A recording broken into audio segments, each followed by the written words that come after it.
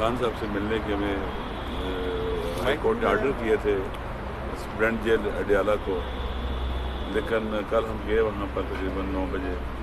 اور شام تک وہیں رہے عصر تک، اور انہوں نے ہماری ملاقات نہیں کرائی۔ کوئی وجہ بتایا کہ کیوں وجہ ملاقات نہیں ہو سکتی؟ انہوں نے کوئی خاص نہیں بتائی، کہ بالکل ہی کیا سے کہتے ہیں کہ ادھر ادھر فرار کر رہے تھے، اور پہلے کہا کہ بیٹھے ہیں ہم ملاقات کراتے ہیں، جب ہم بیٹھے رہے کافی دیر، اس کے بعد آخر میں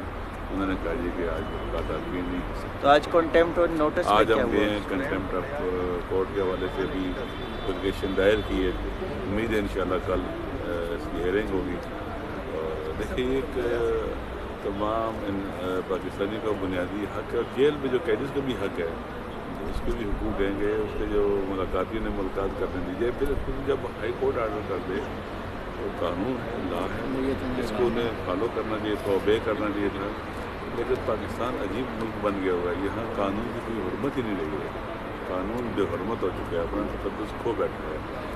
اور لگتا ہے کہ قانون نامی کوئی چیز ہی اس ملک نہیں، جنگل بن گیا ہوا ہے۔ جنگل میں بھی کہتے ہیں کوئی قانون ہوتا ہے، یہاں وہ بھی نہیں ہے، بدترین جنگل بن چکا ہوا ہے۔ ہم کورٹ میں گئے انشاءاللہ، امید ہے کل ہیئرنگ ہوگی اور ہمیں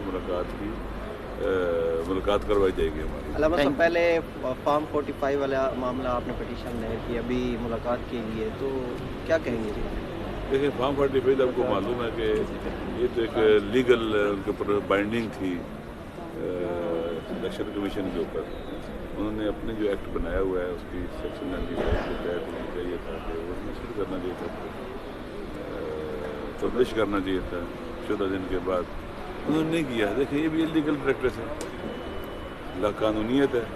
جب انہوں نے پبلش کیا تو آپ نے دیکھ لیا، پھر ہم کورٹ میں گئے تھے کہ بھائی پہلے ہم ان کو لکھا، انہوں نے جواب نہیں دیا، تو پھر ہم کورٹ میں چلے گئے، کورٹ نے جب وہ اعتراضات وغیرہ ختم کر کے ہماری پٹیشن انٹرٹین کر لی تو انہوں نے اچانک سے وہ نشر کی 45 فارمز کو نشر کیا، لیکن وہ ایسا تھا پنجاب کا بالخصوص کہ ان کو واپس لینا پڑ گیا۔